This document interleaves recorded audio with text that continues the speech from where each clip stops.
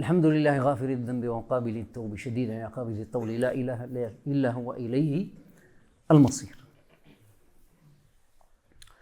Donc nous sommes dans le dernier tiers du mois de Ramadan et je voudrais, dans la continuité de souligner les fautes dans lesquelles nous tombons, beaucoup de jeûneurs en tout cas commettent, souligner le dernier qui concerne les actes et les paroles. Nous avons déjà parlé de la question de la consommation, la question de la gestion du temps, et maintenant les actes. La première que je voudrais souligner pour qu'on puisse se ressaisir, parce qu'on est sur la fin, c'est que généralement les gens se relâchent vers la fin du mois de Ramadan. C'est-à-dire dans le tiers qui est le meilleur, ils relâchent l'effort. Alors que c'est là où il faut multiplier l'effort. Ils se disent, moi c'est fini, on a fait 20 jours, il reste que 10 jours, ça va. On va se modérer un peu. Au lieu de multiplier. Parce que les meilleures nuits, les meilleures, sont les 10 derniers jours. Par unanimité. Et dans ces nuits-là, il y a une nuit, la nuit de la valeur. La nuit de la noblesse. Laylatou al-Qadr. Celui qui veille dans la prière, l'invocation cette nuit, et il verra ses péchés précédents effacés, comme dit le hadith authentique. Comment se relâcher vers la partie qui est la plus noble, la meilleure, où la récompense est démultipliée. C'est pas seulement démultipliée, mais ne connaît sa valeur qu'Allah subhanahu wa ta'ala. Rappelez-vous de la parole de Al-Hassan al-Basri, qui dit que le mois de Ramadan, Dieu l'a fait comme un circuit de rivalité, de course. La matière étant l'adoration, pour atteindre l'agrément d'Allah subhanahu wa ta'ala. Mais quand on fait la course, ce sont les derniers mètres de la course, du circuit, où les coureurs mettent le plus grand effort. Ils se dépassent. Ils donnent plus que ce qu'ils peuvent. Ils mettent toute leur énergie, ils les mettent dans les derniers mètres. C'est exactement la même chose. Et le prophète sallallahu alayhi wa sallam nous a souligné que les meilleures nuits, ce sont les nuits que nous vivons actuellement, les 10 derniers jours. Donc il ne faut pas se relâcher. Il faut maintenir l'effort dans l'assiduité, la succession, la continuité et l'évolution. Il faut au contraire évoluer. Celui qui a jeûné correctement, qui a déployé l'effort correctement, il va se sentir fort dans les derniers jours. Ceux qui se relâchent, c'est ceux qui commencent mal dès le début. Mais ça, c'est une expérience du mois de Ramadan. Quand on le jeûne correctement, on déploie l'effort correctement, on sent l'énergie augmenter. Mais quand on l'accueille avec paresse et avec d'une manière molle, on se relâche à la fin. Donc il faut faire attention à cela. Rattraper peut-être, ce sont nos meilleurs jours. Les meilleurs jours et notre dernière chance. Parce qu'on ne sait pas si on va vivre après. Et puis, les autres erreurs, elles sont très nombreuses et très courantes. C'est le radotage, radoter, les discussions qui ne se terminent pas pendant le mois de Ramadan, les assemblées, le verbillage, le rabâchage, parler sans rien dire, etc. Tout cela. Parce que le temps, il est précieux. Et quand on parle sans savoir ce qu'on veut dire, mais on a envie juste de parler, on peut dire des choses qui se retournent contre nous, qui se retournent contre notre jeûne et notre adoration. Le mensonge, la tromperie, la tricherie, le faux témoignage, la médisance, le colportage,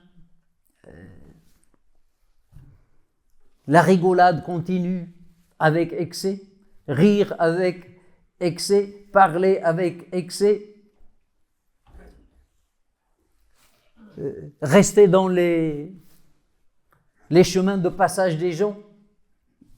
J'ai déjà évoqué ça, les gens qui vont dans les cafés pendant le mois de Ramadan, et ils sont sur le trottoir. Parce que la route, le chemin, il a un droit sur toi. Tu dois retenir ton regard, etc., etc. Et tout cela, il faut l'éviter. Donc parmi ces choses, il y a des choses qui sont interdites tout court, et il y a des choses qui sont répréhensibles, détestables. Mais en tout cas, tous ces actes-là, radoter, raconter des historiettes qui ne servent à rien du tout, parler tout le temps, être dans des assemblées de jeux de cartes, jeux de dames, jeux de vidéo, etc. Le jour et les nuits, parce que les deux sont d'une valeur extrême pendant le mois de Ramadan. Il y a des gens qui se croient intelligents, ils préparent déjà le programme du mois de Ramadan. Mais un programme qui n'a rien à voir avec l'esprit du mois de Ramadan. Les films spéciaux pour Ramadan, les émissions spéciales pour Ramadan. Mais tout cela est incompatible avec le jeûne. On avait dit que le jeûne, le secret du jeûne, il est dans l'abstinence. Il est dans une sorte de carême, s'abstenir. Le jeûne vise, parmi autres, à combattre les habitudes, les mauvaises habitudes. Alors que les gens, pendant le mois de Ramadan, ils amplifient leurs habitudes. Ils vont aller dans le sens de rassasier leurs habitudes et leurs passions et leurs désirs à ces choses-là. Écoutez ce que dit le prophète sallallahu alayhi wa sallam. Le prophète dit dans un hadith rapporté par le Bukhari et autres, le jeûne est une protection, est un rempart. Le jour où vous jeûnez, ne dites pas des grossièretés. Ne soyez pas grossiers. Ne dites pas des obscénités. Ne criez pas. N'insultez pas. Ne disputez pas. C'est un rempart. Reste derrière ton rempart. Protège-toi. Ne passe pas devant. Sinon, ce n'est plus un rempart. Ici, le prophète sallallahu alayhi wa sallam dit ça. Regardez dans ce hadith-là, il ne parle ni de la nourriture, ni de la boisson, ni de l'acte sexuel. C'est-à-dire l'abstinence qu'on introduit dans la définition du jeûne, la définition canonique du jeûne, c'est ça, il concerne ces trois choses-là. Mais dans ce hadith, il n'est pas cité. Et il attire notre attention que le jeûne ne doit pas seulement s'arrêter à une abstinence concernant la nourriture et la boisson, etc. Donc, le vrai jeûne, il faut dépasser. Il faut que le corps, l'être de la personne jeûne. Le jeûneur doit être dans un état de sérénité, loin de ces pollutions, loin de ces bruits.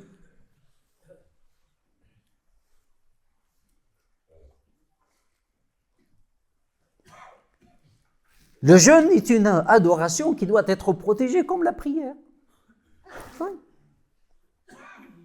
Hafidhu ala salawat. Dieu dit à propos de la prière, protéger, observer. Il y a le sens observer et en même temps protéger. Hafidha. Tes prières. Mais tu vois, mais toutes les adorations. De même pour le pèlerinage. Quand vous êtes en pèlerinage, pas d'obscénité, pas de perversion, pas de dispute, etc., etc. Le jeûne, c'est pareil, c'est une adoration. Ce n'est pas parce que on a le droit de rompre le jeûne qu'à partir de le Maghreb, on peut... Non. Ramadan, c'est un mois. Les jours du Ramadan et les nuits, c'est pareil. On a juste l'autorisation de manger à partir de le Maghreb. Mais la discipline est la même. Ça ne veut pas dire que ce qui est illicite pendant la journée devient licite la nuit. Non. Au contraire, les nuits du mois de Ramadan sont des nuits nobles. Surtout ces 10 derniers jours. Donc, c'est quelque chose qui est rarissime. Il faut la protéger, il faut en profiter. Au lieu de la passer dans le visionnage. Vous savez, il y a un terme en anglais à cause de ça. Parce que les gens, ils sont tout le temps sur les écrans aujourd'hui.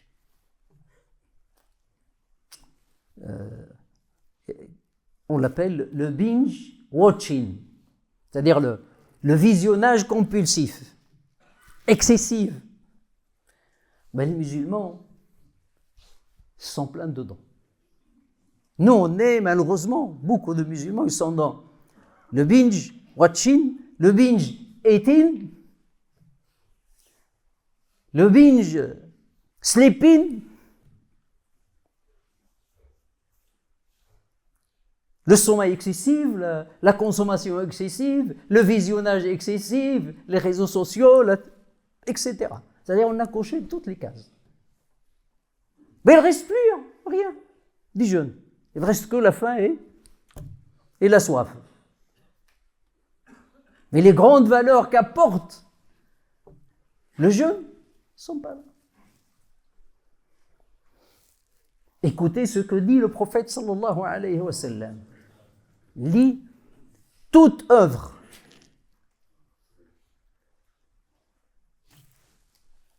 de l'homme est à lui, sauf le jeûne.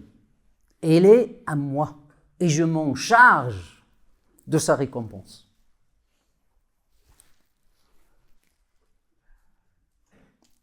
Et il dit, dans un autre hadith, une partie du hadith, au nom de celui qui détient mon âme entre ses mains. La laine, c'est-à-dire l'odeur qui se dégage de la bouche du jeûneur à cause de la faim,